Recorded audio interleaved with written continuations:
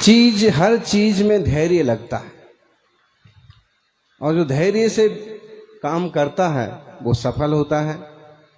बाहुबली ने भी धैर्य से काम किया था, बाहुबली वाले भी धैर्य से काम करेंगे।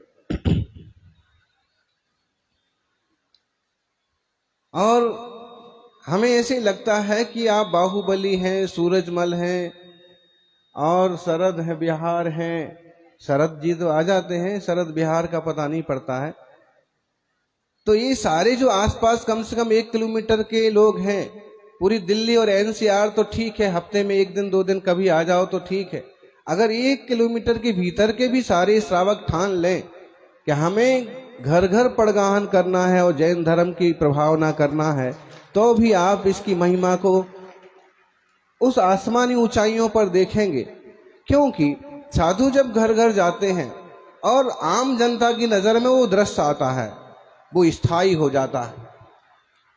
प्रवचनों का अपना एक माहौल होता है, जनवाणी श्रवण का एक अपना आनंद होता है, लेकिन मुनियों की भक्ति का आनंद उससे कम नहीं होता है।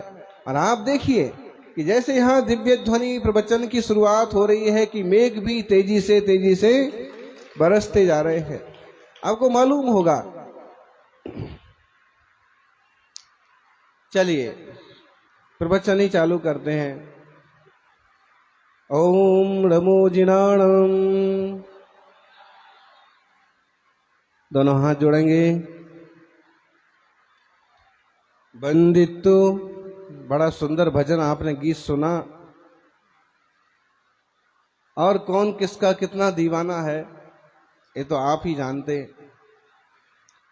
फिर भी मुनियों के प्रति आपकी जो श्रद्धा बढ़ रही है, निश्चित रूप से सफलता की ओर पहुंचेगा यह प्रवास। ओम नमो जिनाणम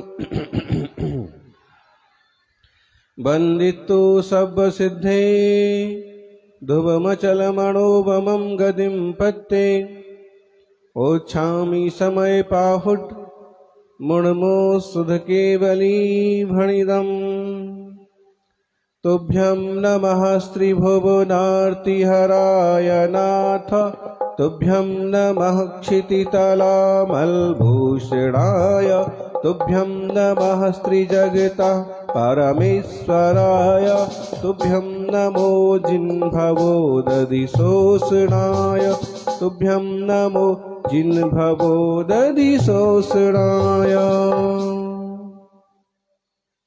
आदिम तीर्थेश्वर आदि विधाता देवाधिदेव महादेव आदिनाथ भगवान की जय। बोलो महावीर स्वामी की जय। बोलो महावीर स्वामी की जय। बोलो महावीर स्वामी की जय। बोलो महावीर स्वामी की घट घट के अंतर्यामी की घट घट के अंतर्यामी की जय। बोलो महावीर स्वामी की जय। बोलो महावीर स्वामी की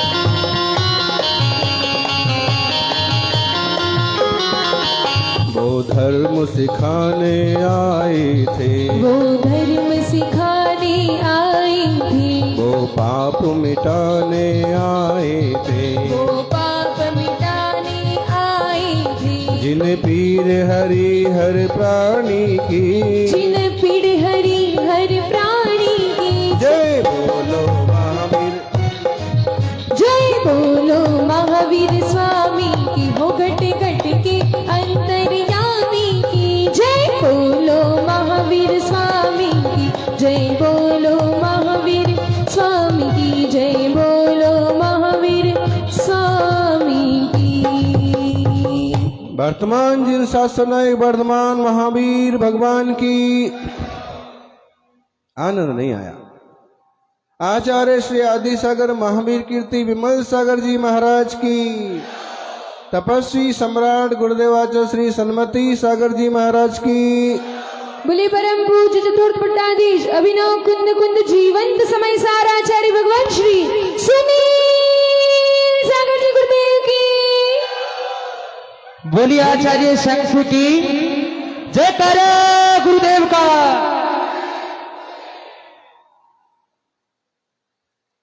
क्या रखा है इस पक्के मकान में जहां लोग छुप करके बैठे हैं? क्या रखा है इस पक्के मकान में? क्या रखा है इस दौलते जहान में? जहां पर रखा है वहां तू जाता नहीं, और एक बार चला जाए तो लौट के फिर वापिस आता नहीं। समझ में नहीं आता है कि लोगों का घर से कितना मोह है कि घंटे भर को भी घर का त्याग करके और जनवाणी का श्रवण नहीं कर पाते। अरे जनवाणी का प्रताप तो यहां देख रहे हो। मंदिर से जब मुनि संघ चला तो बूंदें चालू हुई, मंडप में जब मुनि संघ आया तो बूंदें थोड़ी ज्यादा हुई, मंच पर जब संघ बैठा तो रिमझिम चालू हुई, और प्रवचन जब चालू हुआ तो जैसे प्रवचन का फ्लो बढ़ता गया ऐसे मेघों का भी फ्लो बढ़ता गया। संत जब निकलता है तो अकेला नहीं निकलता है, संघ के साथ निकलता है, और संघ जब निकलता है तो अकेला नहीं निकलता है, पुण्य का वैभव लेके निकलता है। प्रकृति भी संतों के हिसाब से चलती है, और दिल्ली वालों को किसी भी तरह की शिकायत होने वाली नहीं है। इस देश में कुछ ऐसे हिस्से हैं, कुछ ऐसे लोग हैं कि जो कहते हैं कि अगर मुनि आ जाएं, नग्न साधु आ जाएं तो पानी नहीं बरसता है, लेकिन यह प्रत्यक्ष प्रमाण है कि संत आते हैं तो बसंत भी साथ साथ चला आता है। ऐसे कई सारे प्रसंग हैं। उदयपुर में एक सुश्रावक थे, हैं अभी भी हैं, और एक दिन साग भाजी खरीदने गए तो लोगों की थिंकिंग, साग बेचने वाली उस महिला ने कहा, भाई जब से आपके महाराज जी आए हैं तब से। उसने कहा कि आपका धंधा तो चल रहा है ना? श्रावक ने पूछा, धंधा तो चल रहा? धंधा तो चल रहा है, जब से साधु आए हैं तब से खूब साग सब्जी भाजी फल फ्रूट सब बिक जाते हैं, लेकिन जैसा उसने सुन रखा होगा, जब से साधु आए हैं तब से पानी नहीं बरसा। सही कहते हैं गांव के लोग कि महाराज जी आते हैं तो पानी नहीं बरसता। उसने कहा कि ऐसा मत बोलिए, हमारे साधु तो जहां जाते हैं वहीं सौभाग्य लेकर के जाते हैं, वहीं उसी जगह के सौभाग्य खुल जाते हैं। थोड़ी सी नोक झोंक हो गई, कोई श्रावक कैसे सुन सकता है? ऐसी बात है। और उस बात के बाद उनका घर तक पहुंचना नहीं हुआ कि बादल आ गए, मेघ आ गए और पानी बरसना लगातार 3-4 दिन तक पानी। चौथे दिन भी फिर पहुंचे। अब भाई लेन देन तो जिनसे होता है लगभग उन्हीं से करते हैं लोग। उसी के पास फिर पहुंचे साग भाजी लेने के लिए। उसने हाथ जोड़ के कहा, भैया गलती हो गई, आपके गुरु महाराज को बोलो 4 दिन से पानी बरस रहा है और ऐसे में तो हमारी साग भाजी सब खेत में खराब हो जाएगी। हमें भरोसा है कि महाराज जहां आते हैं वहां पानी लेके आते हैं। अब जाके बोलो कि पानी थोड़ा बंद हो जाए। हमारा धैर्य कितना सा है, ना हम ले पाते हैं ठीक से और ना हम उसके बिना रह पाते हैं। हमारा तो धैर्य इतना भी नहीं है कि महाराज जी क्या कहना चाहते हैं उसको सुन लें। एक सज्जन आए और कहने लगे, आपने तो हमारा मन तोड़ दिया। हमने नारियल चढ़ाया और आपने स्वीकार नहीं किया, आप वहां नहीं आ रहे हैं, आपने तो हमारा मन तोड़ दिया। इतना कमजोर मन है दिल्ली वालों का। इतना कमजोर मन तो नहीं होना चाहिए। इतना कमजोर मन है, इतना अधीरता वाला मन है कि अगर तुम्हें एक अवसर ना मिले तो टूट जाएगा। और ये देखो राजस्थान वालों को, बागड़ वालों को 10-10 साल से लगे हैं और फिर भी मौका नहीं मिल रहा है, फिर भी लगे ही हुए हैं,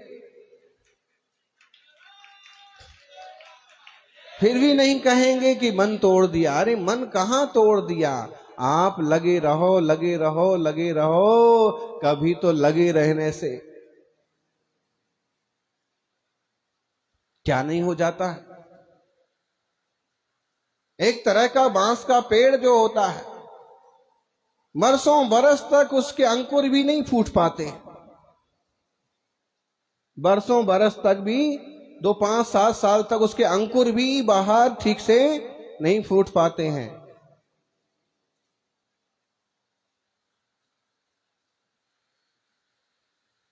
और जब वो बाहर फूटते हैं तो बहुत तेजी से बढ़ते हैं।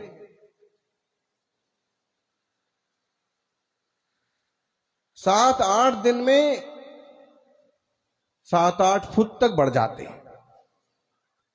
जब तक नहीं पैदा होते हैं, नहीं उगते हैं, नहीं उगते हैं, क्योंकि उनकी भूमिका बन रही है, जड़ें मजबूत हो रही हैं। बांस का पेड़ बाहर जितना ऊंचा होता है, जमीन के अंदर भी उसकी जड़ें वैसे ही गोल गोल उतनी ही लंबी होती हैं। तो जड़ें तो जमाइए, जड़ें जमी नहीं और मन तोड़ दिया महाराज जी आपने। धीर तो इतनी नहीं है, धैर्य तो इतना नहीं है कि श्रीफल चढ़ा करके कम से कम सुन के तो जाएं कि क्या कह रहे हैं। क्यों जी, कहां गए बाहुबली वाले? बाहुबली वाले सभी बैठे हैं। बाहुबली स्वामी से सीख के आए हैं कि अभी तो एक साल ना सही तो कम से कम 1 घंटा तो हम जम के बैठेंगे। बाहुबली स्वामी कितने साल तक खड़े रहे? लगातार 1 वर्ष तक। और हम तो ये कह रहे थे कि बाहुबली जैसे जगह का नाम है, ऐसे बाहुबली की एक बड़ी सी प्रतिमा भी होना चाहिए, ताकि जगह का नाम सार्थक हो। सज्जनों, अब धैर्य तो इतना नहीं है कि उत्तर क्या मिलने वाला है, सुनने के लिए बैठे नहीं है और कह रहे हैं मन तोड़ दिया। अरे भाई, गुरु किसी का मन नहीं तोड़ते, गुरु किसी का मन नहीं तोड़ते, किसी का तन नहीं तोड़ते। ये जरूर हो सकता है कि आपके धैर्य की परीक्षा हो सकती है, धैर्य की परीक्षा हो सकती है। 2 महीने हो गए और आज तक पड़गाहन नहीं हुआ, 3 महीने हो गए और अभी तक पड़गाहन नहीं हुआ। डटे रहो, कब तक नहीं होगा। खैर, अभी तो यहां किसी को 2 महीने की बात ही नहीं है, 5-7 दिन भी नहीं होते हैं कि वो धैर्य खो देते हैं। यानी धर्म ध्यान का सीजन आया है। बीज बो दो, पानी बरस रहा है, बीज बो दोगे तो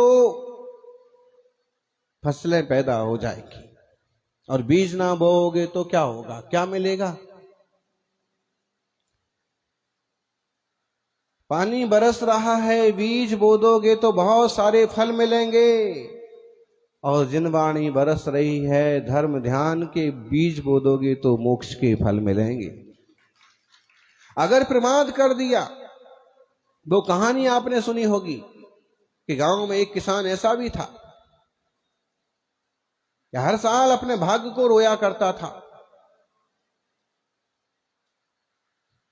लोगों ने समझाया, भाग्य को क्यों रोता है, कोई काम कर, कोई बीज बो, कोई फसल पैदा कर, बीज क्यों नहीं बोता है? वो कहता है कि मैं बीज बोता हूं तो मुझे डर है, अगर मैंने बीज बोया और पानी ना गिरा तो मेरे सारे बीज सूख जाएंगे।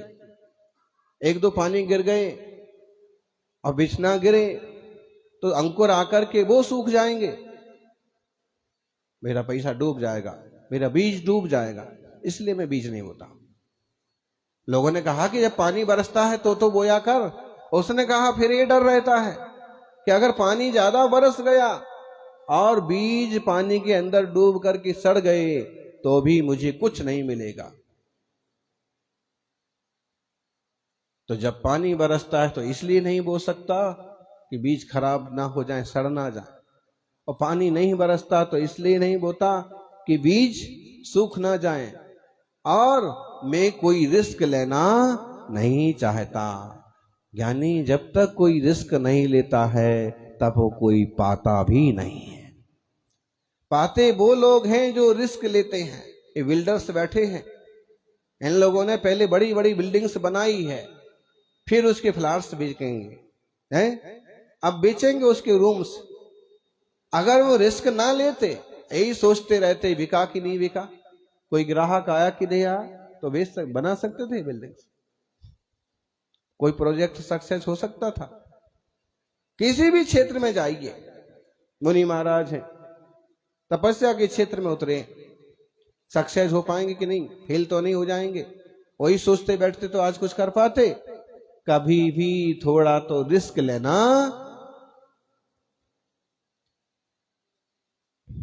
जोखिम तो लेना पड़ता है। जो जोखिम नहीं लेते हैं, रिस्क नहीं लेते हैं, वो कुछ नहीं पाते हैं। आत्मा किसने देखा, हमें तो पता ही नहीं है। देखिए, आप देखने की कोशिश करिए तो आपको भी दिखेगा। स्वानुभव से दिखता है, स्वासंवित्ति से दिखता है। तो जो लोग बीज बोने से डरते हैं वे कुछ नहीं पाते हैं। बीज बोइए, धर्म ध्यान के बीज बोओगे तो पुण्य के फल फलेंगे, और अगर डरते रहेंगे तो उस किसान की तरह कुछ नहीं मिलेगा। लोगों की बात मान के उसने बीज बोना चालू किया और फिर भी रोना चालू रहा कि इस बार ये नहीं मिला, इस बार वो नहीं होगा, इतनी कम पैदावार हुई। फिर भी उस मित्रों ने समझाया कि धैर्य रखिए, और एक साल ऐसा हुआ कि जितनी धूप चाहिए उतनी धूप आई, जितना पानी बरसना चाहिए उतना पानी बरसा, जितना जैसा अनुकूल वातावरण चाहिए वैसा अनुकूल वातावरण हुआ, और उसके खेत में भरपूर फसल हुई। गांव के लोगों ने सोचा कि अब तो ये खुश होगा, अब खुश होना चाहिए। पिछले साल रो रहा था, उसके पहले भी रो रहा था, इतना खराब हो गया, इतना कम मिला, लेकिन अब खुश होगा। लेकिन जिसको हमेशा दुखी रहने का संकल्प ले रखा है, हम कभी मुस्कुराएंगे नहीं। उसको कोई मुस्कुराने के लायक, उसको हंसा सकता है कोई? कभी कभी आपकी श्रीमती जी रूठ जाएं और मुंह बना के बैठ जाएं, आप खूब अच्छे चुटकुले सुनाओ, खूब अच्छी बात करो, खूब मनोरंजन की बात करो, मुस्कुराहट आती है? क्यों नहीं आती? चेहरे पर खुशी आती है? क्यों नहीं आती? सौगंध खा रखी है कि कुछ भी हो जाए, लेकिन हम ऐसे ही कुछ लोग होते हैं, सौगंध खा रखी है कि कितना भी लोग आकर्षित करें, कितना अच्छा प्रवचन हो, कितने अच्छे संत पधारे, हम मंदिर नहीं जाएंगे तो नहीं जाएंगे, नहीं जुड़ेंगे मुनि से तो नहीं जुड़ेंगे। लेकिन ज्ञानी, इस तरह की खोटी सौगंध खाने से तो जीव का ही बिगाड़ा होता है। उसने तो सौगंध खा रखी थी किसान ने कि मैं कभी खुश नहीं होऊंगा। अब गांव के लोग इकट्ठे हुए, उसके पास गए, भाई पिछले साल तेरी फसल थोड़ी खराब हो गई थी, मान लिया कि तू दुखी था, उसके पहले भी थोड़ी सूख गई थी तो मान लिया तू दुखी था, इस बार तो तेरे यहां सबसे ज्यादा फसल पैदा हुई, अब क्या हाल है तेरा? उसने कहा क्या बताऊं, दुखी लोगों की शुरुआत कहां से होती है?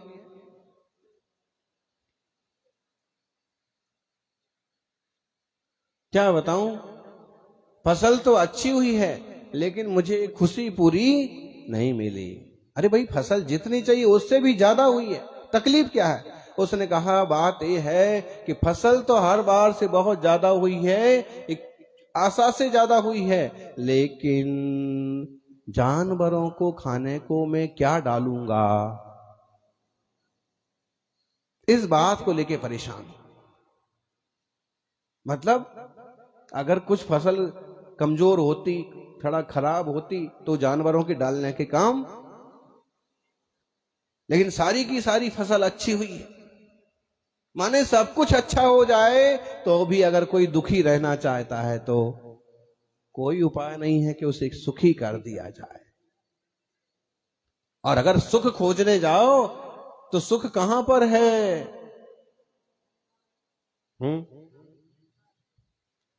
कहां पर है? अपने भीतर है सुख। सुखी जो मैं खोजन चला, सुखी ना मिलिया कोई, और जो दिल खोजा आपना, मुझसे सुखी ना कोई। इस पर विचार करो कभी। अब से ज्यादा सुखी कोई है? आप आराम से बैठ के बात कर पा रहे हैं, हंस पा रहे हैं, घर में सब अनुकूलता है, अनुकूलता नहीं है तो भी मिलनसारता है, आत्मीयता है।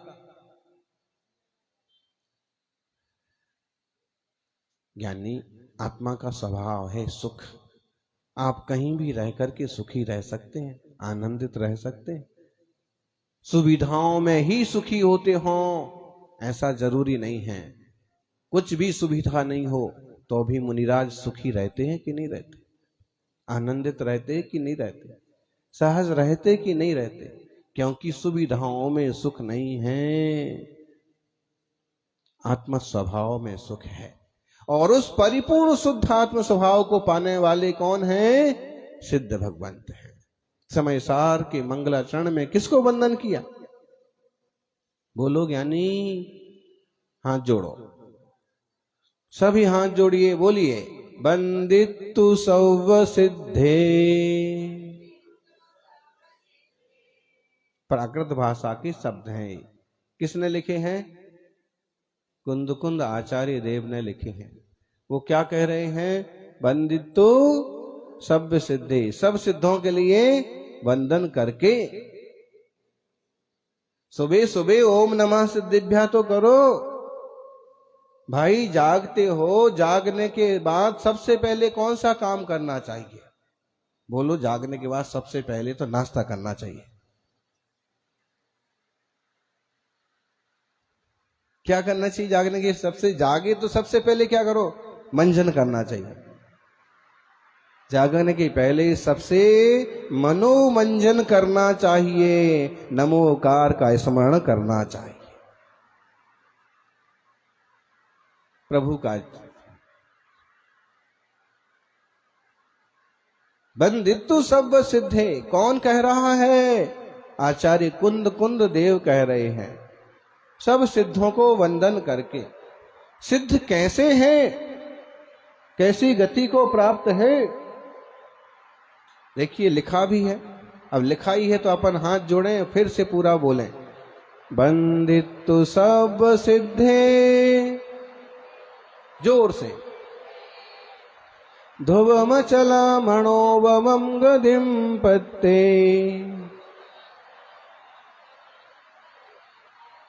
बोल लो। 2000 साल पहले जो आचार्य देव ने लिखा वो आज आपको बोलने को मिल रहा है। आपको दादा की चिट्ठी मिल जाए तो कितना संभाल के रखोगे, कितने गौर से पढ़ोगे। ये तो दादा के दादा के दादा की चिट्ठी है और हम सब भव्यों के नाम पर लिखी गई है। वंदितु सब सिद्धे,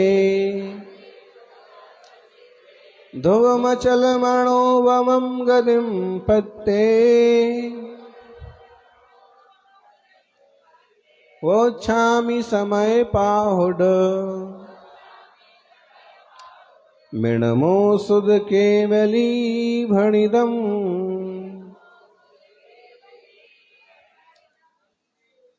आया ध्यान में? कौन सी भाषा है? प्राकृत भाषा, तीर्थंकरों की, महापुरुषों की भाषा।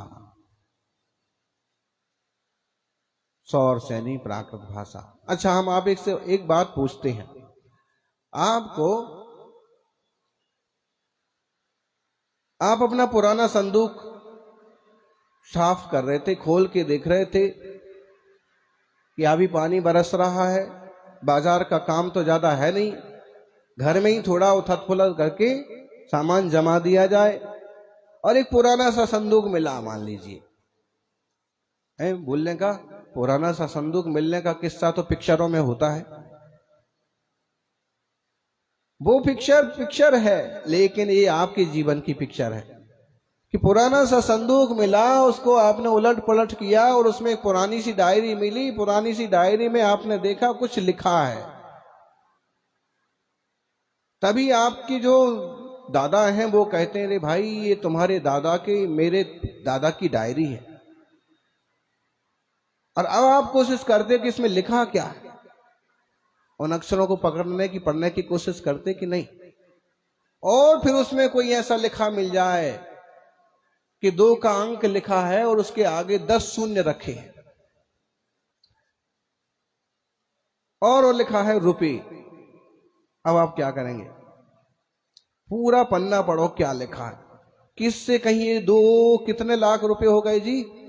2 के आगे 10 शून्य रख दिए जाएं, 1 के आगे 10 शून्य रख दिए जाएं तो कितने हो जाएंगे अनिल जी? बोलो भाई, मेरे को तो गिनती इतनी बड़ी आती नहीं, आप लोगों को आती होगी।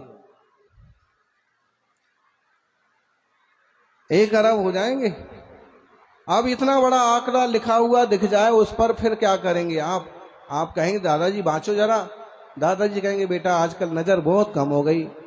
आप कहोगे चश्मा लाता हूं मैं, आप चश्मा लगा के भी कहते हैं कि मेरे को बराबर समझ में नहीं आ रहा। अब आप क्या करेंगे?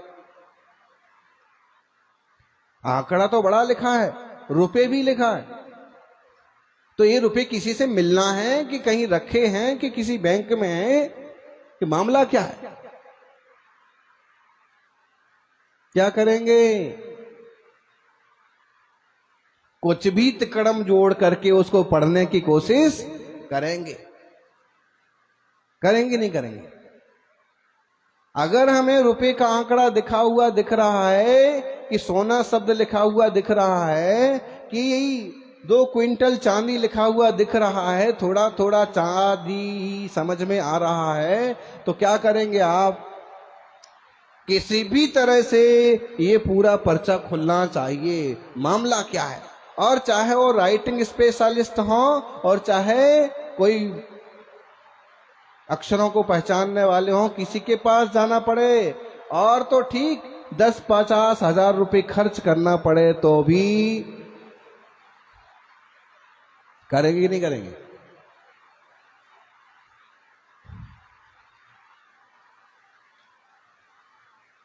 घर में एक डायरी मिल जाए तो उसके लिए आप इतना उपक्रम करेंगे। और अगर आपको ऐसा ग्रंथ मिल जाए जिसमें लिखा हो अप्पा सो परमप्पा, आत्मा परमात्मा हो सकता है, आप क्या करेंगे? आप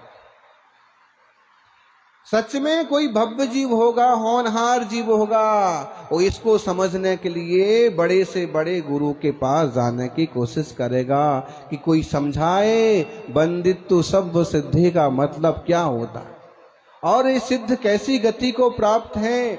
ज्ञानी सिद्ध कोई अलग से नहीं आए थे, हमारे में से कोई संसारी जीव पुरुषार्थ करके सिद्ध बने। ध्रुव मचल मणो ववम गयम पत्ते, कौन सी गति को प्राप्त किया है सिद्धों ने? ध्रुव कैसी गति है? ध्रुव है, अचल है, अनुपम है, ऐसी गति को प्राप्त किया है। गति कैसी है सिद्धों की? बोलो ज्ञानी। ध्रुव है, अचल है, अनुपम है, वैसी गति को सिद्ध भगवंतों ने पाया है। आज हमारे ऋषभदेव कहो, बाहुबली कहो, महावीर कहो, सब कौन सी दशा में, कौन सी गति में है? सिद्ध दशा में, सिद्ध गति में। ध्रुव, ध्रुव का मतलब क्या होता है? एक जैसा, अपरिवर्तनीय। अब अशुद्ध रूप से उसमें कुछ होने वाला नहीं है। उत्पाद में ध्रुवता भी पाई जाएगी तो शुद्ध शुद्ध शुद्ध में ही होगा। और अचल गति, अचल का मतलब क्या है? हम तो चंचल हैं। मन हो गया, भावना बन गई तो चल करके मंडप में आए गए। इस मंडप का नाम क्या रखा है? सन्मति समो शरण। अक्सर कर चतुर्मास में जो हमारी प्रवचन सभा का मंडप होता है उसका नाम क्या होता है? सन्मति समो शरण होता है। और सन्मति का मतलब है वर्धमान महावीर। सन्मति का मतलब है गुरु महाराज सन्मति सागर जी। और सन्मति का मतलब है जहां सन्मति बांटी जा रही है, बुद्धि ज्ञान का वितरण हो रहा है वो। तो इस सभा का नाम क्या हुआ? सन्मति समोषण। आपका मन हुआ तो आप चल करके यहां तक आ गए। अब आप ये नहीं सोच लेना कि आज आ गए तो आ गए, कल से आएंगे कि नहीं आएंगे? अच्छा, कल से कौन कौन नहीं आएंगे? बोलो महाराज, सबके सामने हाथ कैसे उठा दें? अभी लोग क्या कहेंगे कि कितना रद्दी आदमी है, इतना तो लिहाज करना चाहिए था, नहीं आना तो नहीं आता, लेकिन हाथ क्यों उठाता? लेकिन ध्यान रखना, 1 2 3 बार आप यहां आ गए कि फिर तो आपको खुद ही आना पड़ेगा। आप अपने को रोक नहीं पाएंगे, चालू हो जाएंगी, चलना है। तो हम सब कैसे हैं? चंचल हैं। हम चलते हैं। हम घर से चल करके यहां तक आ गए। आपका सौभाग्य आपको खींच करके जिनालय तक ले आया।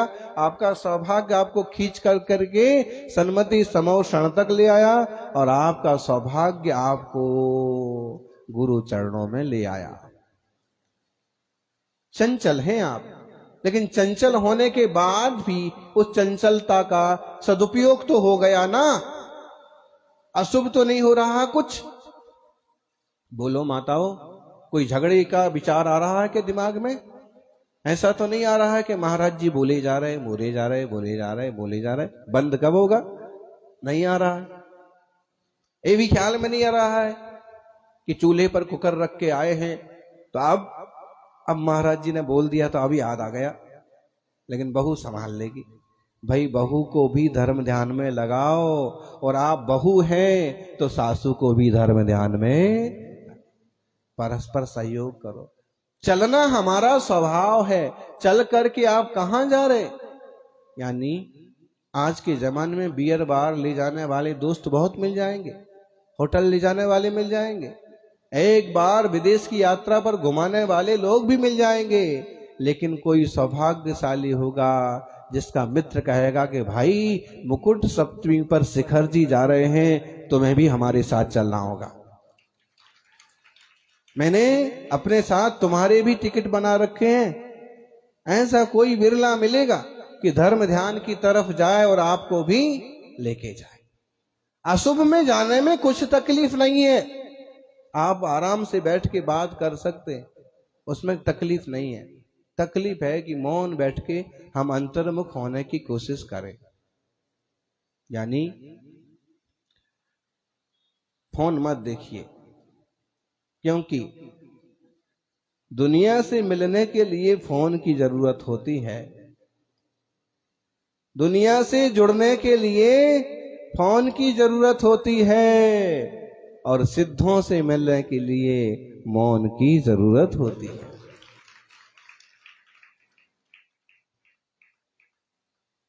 थोड़ा मौन रखेंगे हम और फिर समझते जाएंगे।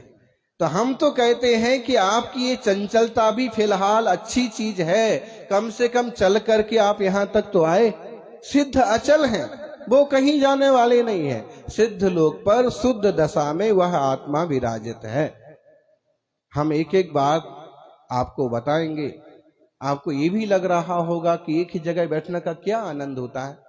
महाराज जी ने खामखा चातुर्मास विस्तार लिया और 5 महीने एक जगह बैठे रहेंगे। अरे दिल्ली घूमना थी। जब पहली बार आए हैं तो मैं 4-5 महीने एक जगह बैठने की बजाय थोड़ा दिल्ली देखना थी, दिल्ली घूमना थी, नया संसद भवन बना है वो भी देखना चाहिए था, राष्ट्रपति भवन है, हो सकता है कि नहीं? माने चलते फिरते घूमते फिरते तो कुछ देखने को मिलता, एक जगह बंध के बैठ गए। लेकिन ज्ञानी, जब जीवों की उत्पत्ति ज्यादा होती है तो महादयालु साधु एक कदम भी विहार नहीं करते। और अपनी तो थोड़ी कमजोरी है कि आहार के लिए जाना पड़ेगा, निहार के लिए जाना पड़ेगा, लेकिन धन्य है वे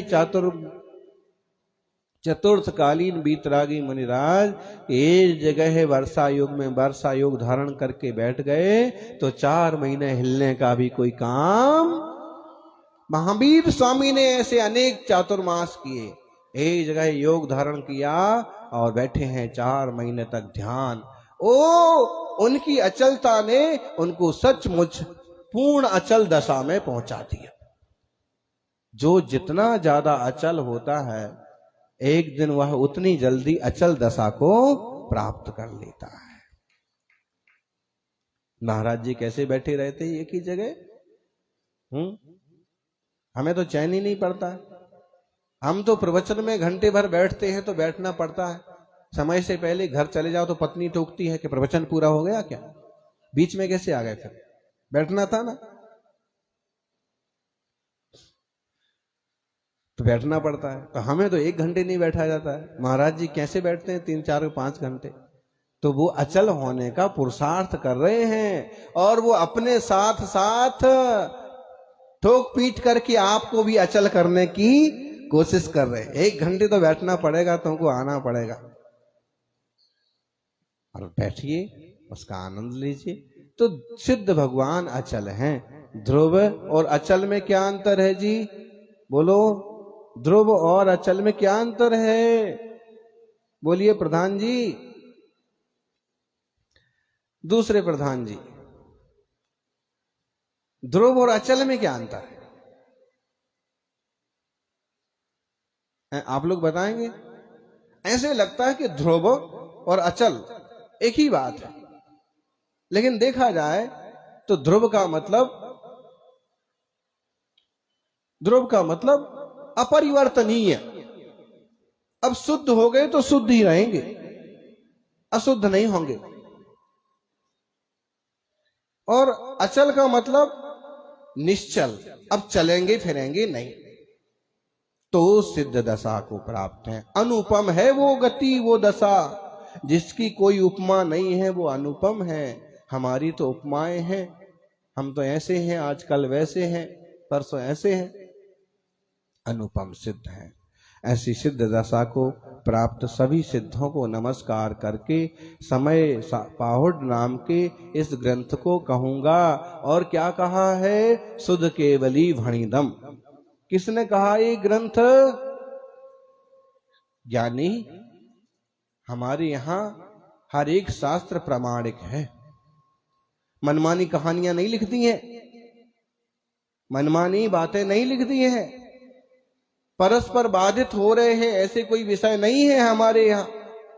आचार्य कुंद जैसे महारथी वो कह रहे हैं कि मैंने एक सुध केवली भणिदम। इसको किसने कहा है? श्रुत केवली ने कहा है। श्रुत केवली कौन थे? बोलो बोलो, कोई तो बोलो। श्रुत केवली कौन थे? जिनकी बात कुंद स्वामी कर रहे हैं। श्रुत केवली यूं तो 5 हुए हैं, लेकिन जिनकी बात कुंद स्वामी कर रहे हैं वो कौन थे? आप लोग कोई नहीं बताएंगे। जो बताएगा उसको स्कूटी मिलेगी।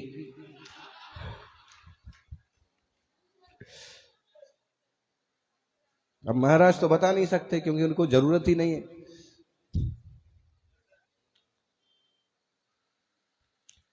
एक, 2, 3, अब कैंसिल हो गया, बस अब नहीं मिलेगी, लेकिन आप बता सकते हो। आप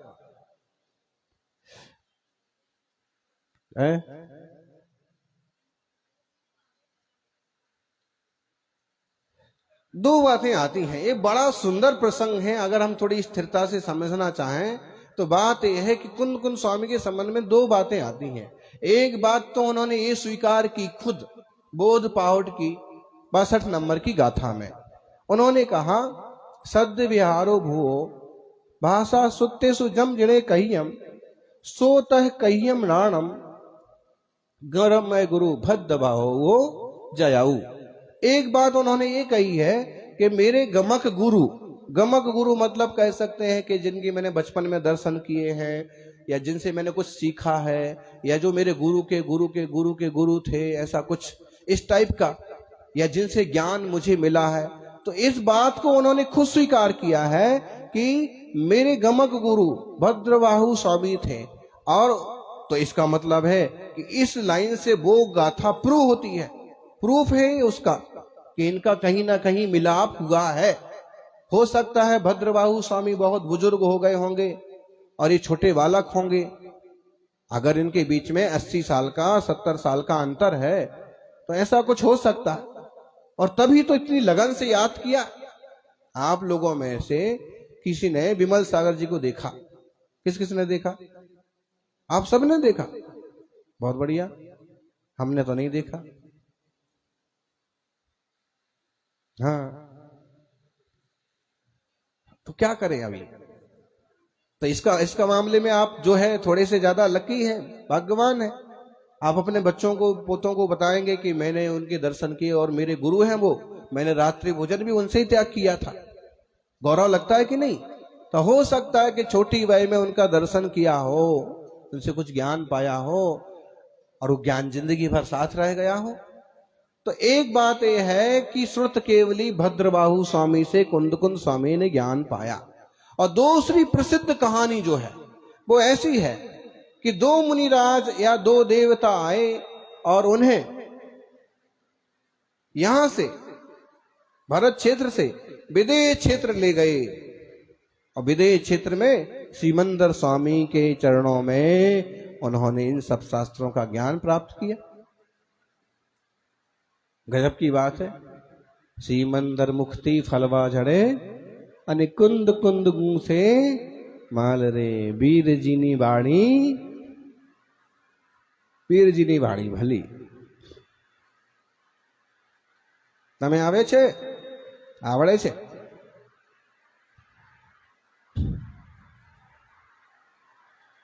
सीमंदर मुख थी फुलवा जड़े अने कुंद कुंद गूंथे माल रे वीर जी निबाणी भली।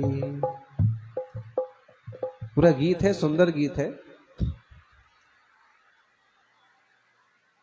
और बहुत लोग जो तत्व ज्ञानी तत्व पिपासु लोग हैं, मुमुक्षु हैं, इस गीत को बड़े अच्छे से गाते हैं।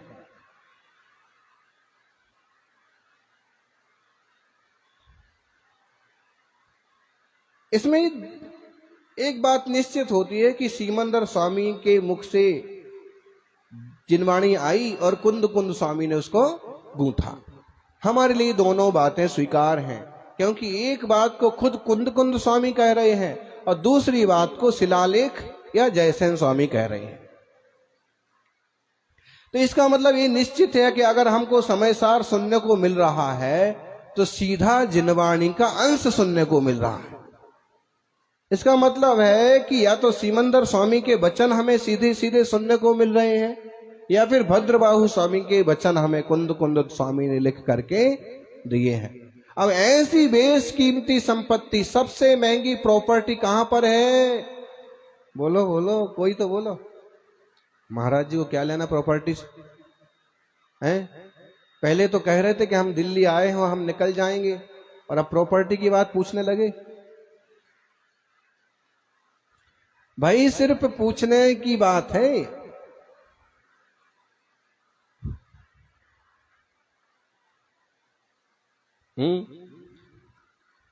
पूछ ही रहे, लेना नहीं है।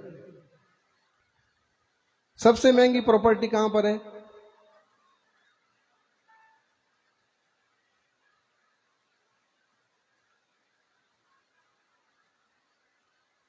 नहीं मालूम आप लोगों को?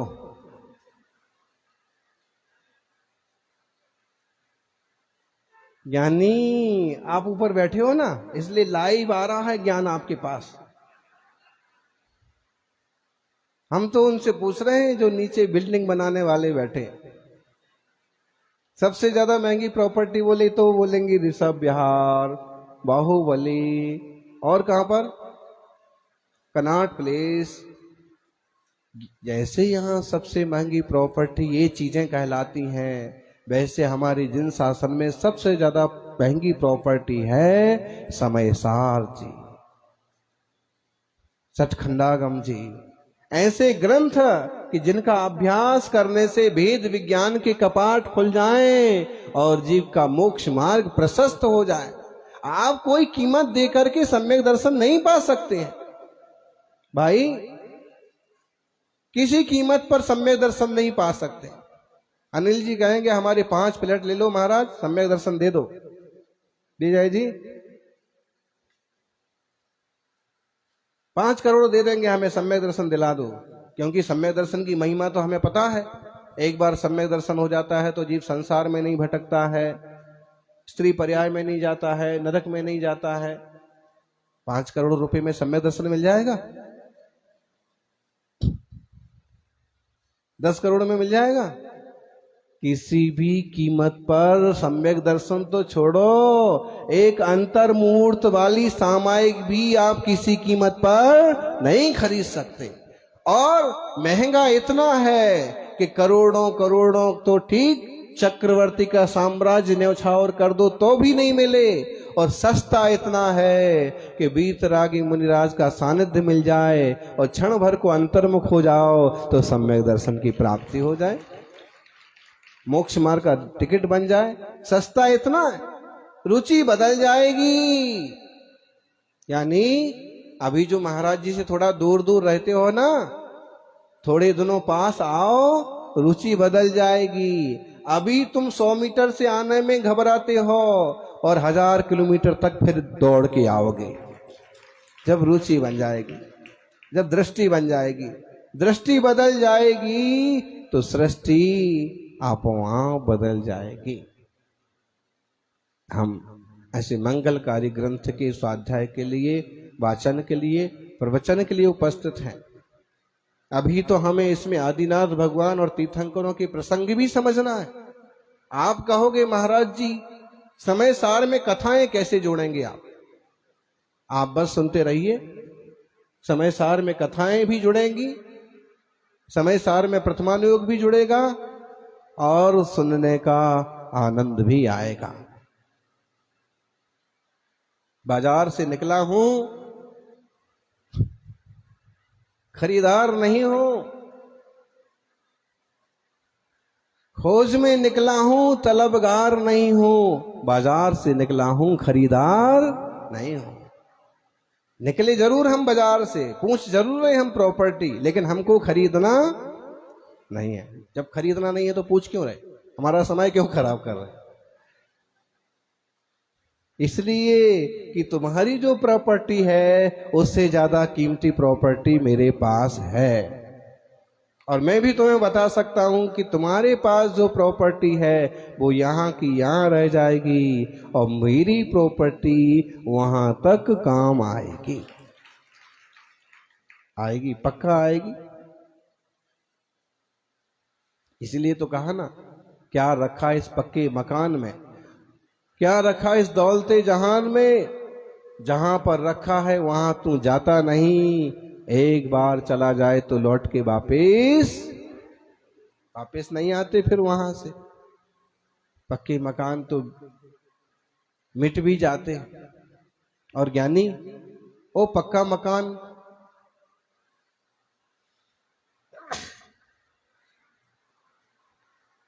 समय पूरा हो गया शायद, घंटी बजने लगी।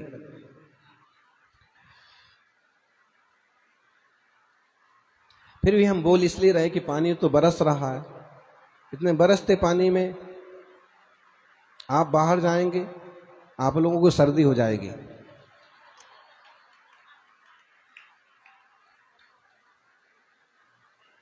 लेकिन ज्ञानी बहुत होशियार हैं, सब अपनी 4 व्हीलर गाड़ी लेकर के आते हैं। ठीक है, तो जो पक्का मकान है समझना, वो पक्का मकान तब तक शमशान है जब तक कि उसमें मुनि राजों के चरण ना पड़े। महाराज जी कुछ भी बोलते हो, आपको ये भी तो सोचना चाहिए कि किसी को बुरा भी लग सकता है। अरे भाई बुरा लगे चाहे अच्छा, जो पुराने आचार्यों ने कवियों ने लाइन लिखी वो हमने आपको बताई। आप विचार करिए, जहां सिर्फ लोग अपने भोगों की पूर्ति करते हैं, जहां सिर्फ भोगों में डूबे रहते हैं, वो क्या है? जहां भोगी ही भोगी हैं, वो भवन शमशान जैसा है। और जहां योगी के चरण पड़ गए, वो भवन न रहा, मंदिर बन गया। थोड़ी देर आप देखिए, आप एक बात पर गौर कीजिए, मुनिराज का भीतर आहार हो रहा है, आपके घर के भीतर मुनिराज का आहार हो रहा है, और बाहर जो लोग भी आते हैं वो क्या करते हैं? क्या करते हैं? बाहर जो लोग आते हैं वो आपके घर के सामने ऐसे खड़े होते हैं। कैसे खड़े होते हैं? और कई लोग बार बार हाथ जोड़ते हैं, सिर नवाते हैं। तो आप क्या समझते हो, वो आपके घर को नमस्कार कर रहे हैं? फिर अच्छा, जब तक मुनि महाराज का पड़गान नहीं हुआ था और आपके घर के भीतर नहीं आए थे, तब तक ऐसा करके कितने लोग खड़े थे आपके घर के बाहर? बताइए, विचार करना कि तपस्वी के घर में आते ही बड़े से बड़े लोग, आपको याद हो कि उस दिन विधानसभा अध्यक्ष आए छोटा बाजार में, और श्रावकों का तो पूरी लाइन लगती है। ऋषभ बिहार में अभी थोड़ी मंदी चल रही है, सीजन बदलेगा तो लाइन वहां भी खूब लंबी लगती थी। श्रावक दूर दूर से वो पड़गान करके ले जाते थे। हमारा भी वहां 3-4 दिन का प्रवास हुआ, तो 6 दिन का, तो 3 दिन तो हमको 1-1.5 किलोमीटर दूर ही जाने का योग बना। आनंद से जाते हैं, कोई दिक्कत की बात नहीं। और अभी तो मौसम भी साथ दे रहा है कि आप 1 किलोमीटर 1.5 किलोमीटर भी चलें तो कोई दिक्कत नहीं। जागृति भी पहुंच जाए, बाहुबली पहुंच जाए, हम तो पहुंच जाएं, लेकिन वहां सोते रह जाएं तो फिर क्या फायदा?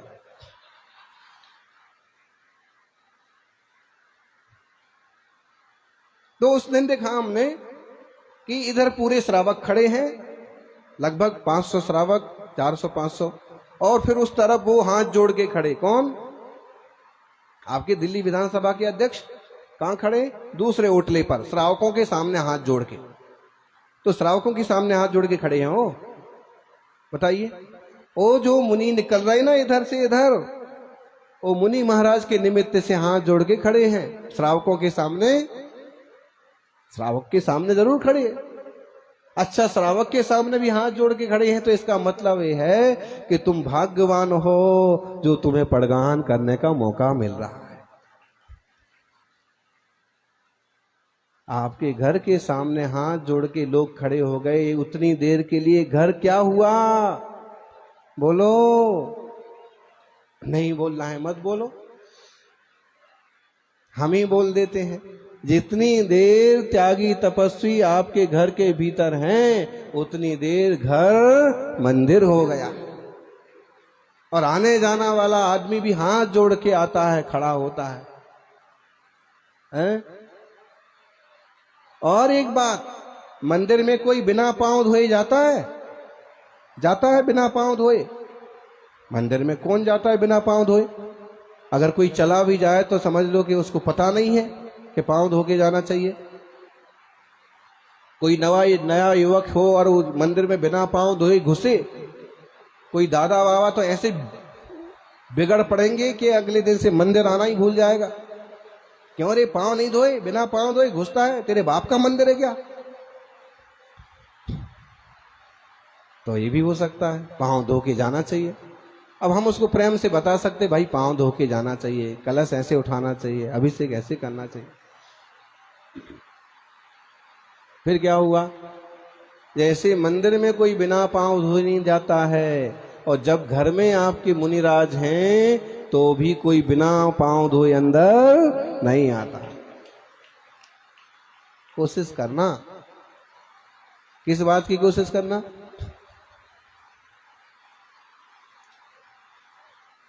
इस बात की कोशिश करना कि आपकी बसतिका में, आपके महल में मुनि राजों के चरण पड़ जाए।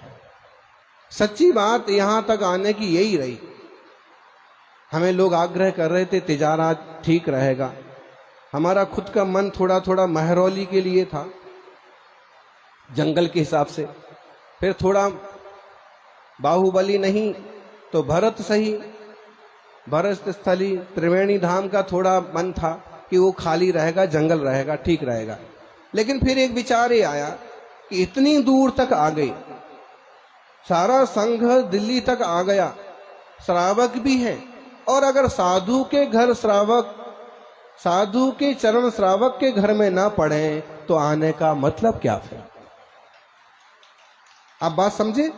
श्रावक के घर के पास तक आए तो साधु श्रावक के घर में तो जाए ना, तो श्रावक को ये संतोष तो होगा कि हाँ मुनिराज आए थे और हमारे घर में भी आए थे। कैसे आएंगे आपके घर में मुनि महाराज? बोलो है भाई, हमारे पास तो एक ही तरीका है, और कोई तरीका बताओ महाराज। कोई कलश वलश हो तो हम रखवा देंगे घर पर, जो कहोगे सो कर देंगे। अब दूसरा तरीका हमारे पास नहीं है, हमारे पास तो एक ही तरीका है कि तुम हे स्वामी नमोस्तु नमोस्तु करो और फिर परिक्रमा करके और अपने घर ले जाओ। एक धेला भी खर्च नहीं होगा और साधु के चरण आपके घर में लग जाएंगे। बस जो आहार शुद्ध आपको करना है उसी आहार को शुद्ध ढंग से बना के, मन शुद्धि, वचन शुद्धि,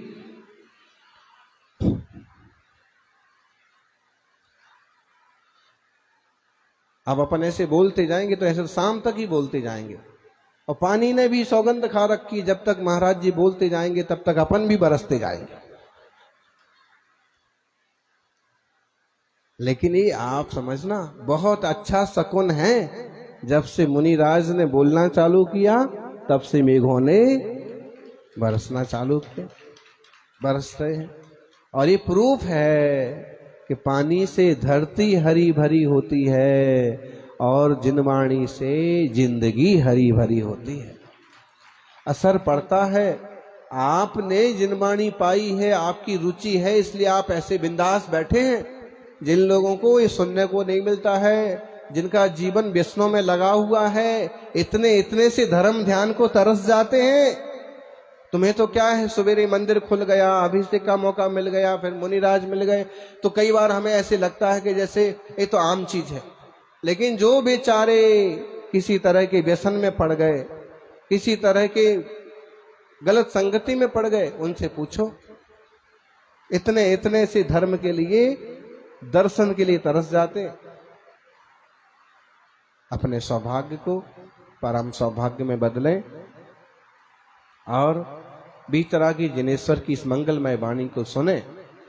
पहला सूत्र हमें कहता है कि जैसे सिद्ध, ध्रुव, अचल, अनुपम दशा को प्राप्त है, वैसे हमारा आत्मा भी ध्रुव, अचल, अनुपम दशा को प्राप्त हो। अभी हम अनुपम नहीं है। आप किसी महिला को कहेंगे अनुपम सुंदरी, कभी कभी आप अपने आप को कहेंगे मैं बहुत सुंदर हूं, मेरे बहुत ज्यादा पावरफुल हूं, लेकिन नहीं है आप। आपसे सबाया कोई ना कोई तो निकलेगा, संपत्ति में आपसे सबाया कोई ना कोई तो निकलेगा। माने दुनिया की कोई चीज ऐसी नहीं है जो अनुपम हो। अनुपम कौन है?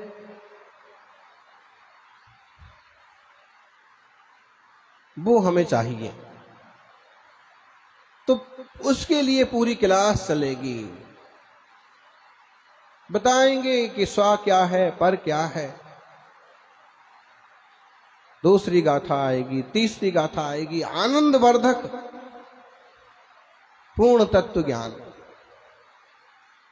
जीवो चरित्र दंसण नाठ्यु तम ही ससमयम जान पोगल कम पदेसर थियम च तम जान पर समयम।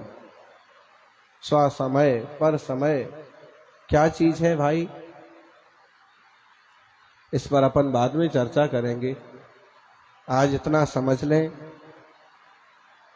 कि सौभाग्य की इन क्षणों को व्यर्थ ना जाने दे।